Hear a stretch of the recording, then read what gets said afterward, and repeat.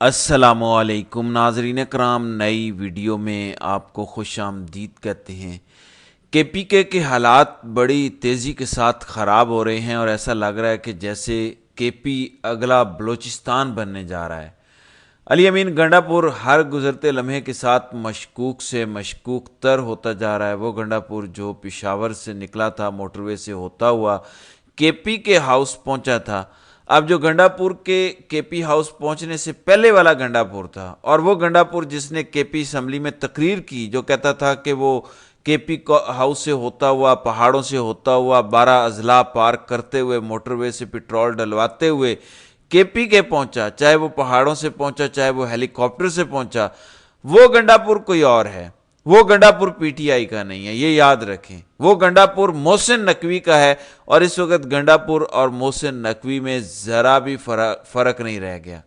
یعنی اس وقت ایک واضح بغاوت، ایک واضح اختلاف موجود ہے۔ گنڈا پور کسی اور لائن اور لینتھ پر کھیل رہا ہے، جبکہ باقی ساری پی ٹی آئی کسی اور لائن اور لینتھ پر ہے۔ لہٰذا بیرسٹر سیف جنہوں نے کل انتہائی متنازع بیان دیا جب پی ٹی ایم کے 3 کارکنان شہید ہو چکے تھے، 15 سے زائد زخمی ہو چکے تھے،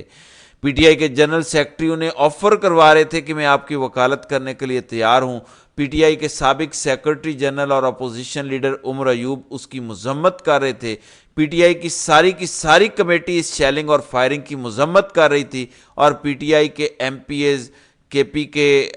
اسمبلی کے ایم پی ایز مخالفت کر رہے تھے، اس کے خلاف آواز اٹھا رہے تھے۔ تب بیرسٹر سیف کہہ رہے تھے کہ ہم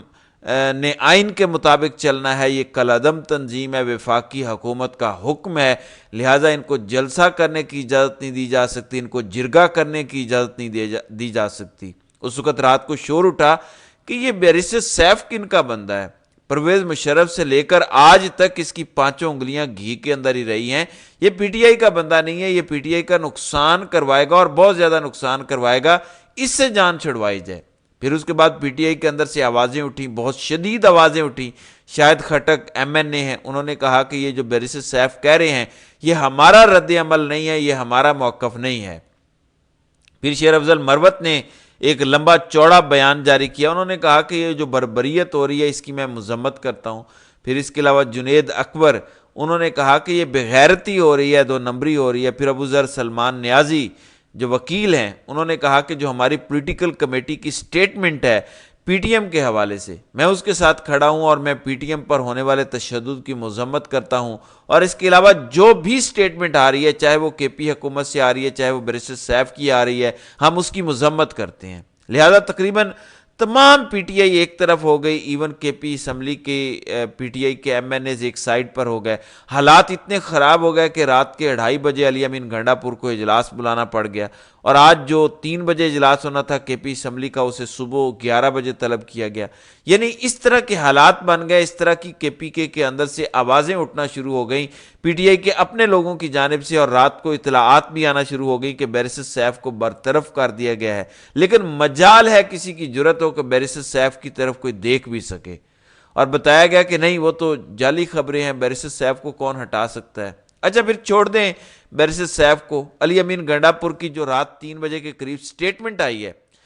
گنڈا پور کہتا ہے کہ میں محسن نقوی کے ساتھ بیٹھوں گا، ہمارا رابطہ ہوا ہے وفاقی حکومت سے، اور انہوں نے کہا کہ آپ جو کوشش کر رہے ہیں یہ بڑی خوش آئند ہے، لہٰذا اب میں ساتھ بیٹھوں گا محسن نقوی کے اور ہم معاملات حل کر لیں گے اچھی طریقے سے۔ اب مجھے یہ بتائیں، وہ گنڈا پور جو یہ کہتا ہے کہ محسن نقوی اور یہ آئی جی اسلام آباد جو آپ کا ہے، اس نے کے پی ہاؤس توڑا ہے، چھاپے مارے ہیں، ظلم کیا ہے، اس کو برطرف کرو ورنہ ہم پھر آ رہے ہیں اسلام آباد میں، استعفیٰ دے آئی جی اسلام آباد۔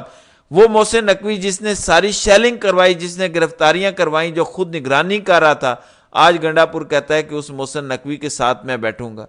لہٰذا جب گنڈا پور غائب ہوا اس کے بعد معاملات مشکوک ہو گئے تھے، اسلام آباد کے اندر یہ آوازیں اٹھنا شروع ہو گئی تھیں کہ علی محسن بھائی بھائی، یعنی گنڈا پور اور محسن نقوی بھائی بھائی دونوں ایک ہی ہیں، ایک ہی کمپنی ایک ہی برانڈ کے لوگ ہیں۔ یہ اسلام آباد کے اندر فوراً آوازیں اٹھنا شروع ہو گئی تھیں، اور اس وقت میں بھی حیران پریشان تھا کہ یہ کیسے ہو سکتا ہے، لیکن یہ بڑے مستند لوگوں نے کہا کہ علی محسن بھائی بھائی، ایک سکے کے 2 رخ۔ لہٰذا اس وقت بڑے حالات خراب ہیں، اور جنید اکبر جو بڑے سینئر رہنما ہیں پی ٹی آئی کے، وہ کہہ رہے ہیں کہ میں بڑی تیزی کے ساتھ کے پی کے کو اگلا بلوچستان بنتا ہوا دیکھ رہا ہوں، لہٰذا یہ گنڈا پور اور بیرسٹر سیف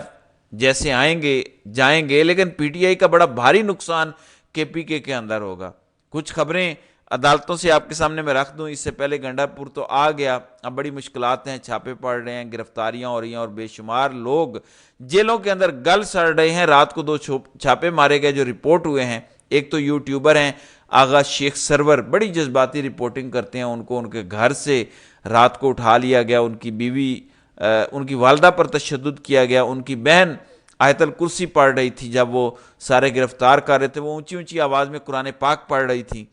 والد پر تشدد کر کے، رشتہ داروں پر تشدد کر کے اٹھا لیا گیا۔ اور دوسرے نمبر پر عمر ملک، یہ پی ٹی آئی کے کارکن ہیں، کافی زیادہ انہوں نے پی ٹی آئی کے لیے نغمے گائے ہوئے ہیں، کافی زیادہ انہوں نے نغمے بنائے ہیں پی ٹی آئی کے لیے۔ یہ لندن چلے گئے تھے 9 مئی اور سارے معاملات کے بعد، اب ان کے والد کی طبیعت خراب ہوئی تو وہ والد کے لیے واپس آئے، اور جیسے ہی واپس آئے انہیں اٹھا لیا گیا، لہٰذا اب اٹھانے کا سلسلہ دوبارہ تیز ہو چکا ہے۔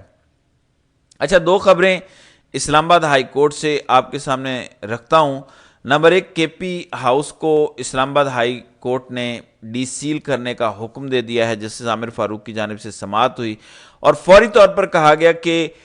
کے پی ہاؤس کو ڈی سیل کیا جائے۔ دوسرے نمبر پر عمران خان کے فوکل پرسن وکیل انتظار حسین پنجوتا، جو پہلے 2 دنوں سے غائب ہیں، آج سماعت ہوئی، کل کیونکہ نوٹس جاری ہوا تھا آئی جی اسلام آباد کو، تو آج آئی جی اسلام آباد نے بتایا کہ ان کی آخری لوکیشن عمر ایوب F6 کی نظر آتی ہے، اور اس کے بعد یہ بھی پتہ چلا کہ وہ اپنے ساتھی وکیل کے ساتھ فیض آباد تک بھی گئے تھے، لہٰذا ہم ان کو ڈھونڈ رہے ہیں، ہم پوری کوشش کر رہے ہیں، ہم سرویلنس کر کے ان کا پتہ لگا لیں۔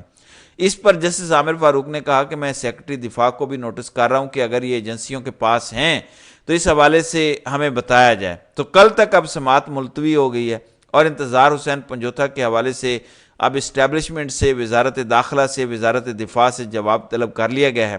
اور دوسرے نمبر پہ جو کچھ جسٹس طارق محمود جہانگیری کے خلاف مہم چلی، اس پر اسلام آباد ہائی کورٹ کے لارجر بینچ نے آج سماعت کرنی تھی، لیکن 3 جج اس وقت چھٹی پر ہیں۔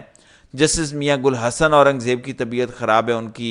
ان کے آج کے تمام تر کیسز ڈی لسٹ ہو گئے ہیں۔ دوسرے نمبر پر جسٹس اعجاز اسحاق خان،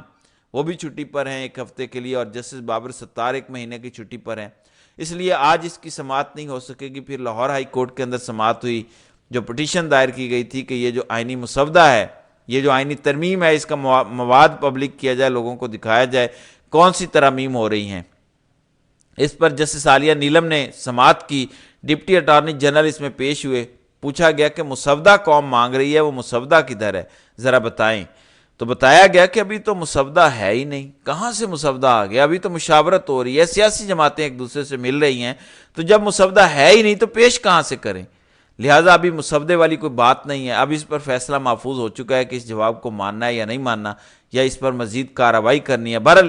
اس وقت جو خیبر پختونخوا کی صورتحال بنی ہوئی ہے، اس پر نظر رکھنے کی ضرورت ہے، اور جو کچھ ہو چکا ہے، اگر تھوڑی سی شرم اور غیرت ہو تو بیرسٹر سیف کو فوری طور پر مستعفی ہو جانا چاہیے، اور علی امین گنڈا پور کو بھی ہوش کے ناخن لینے چاہیے۔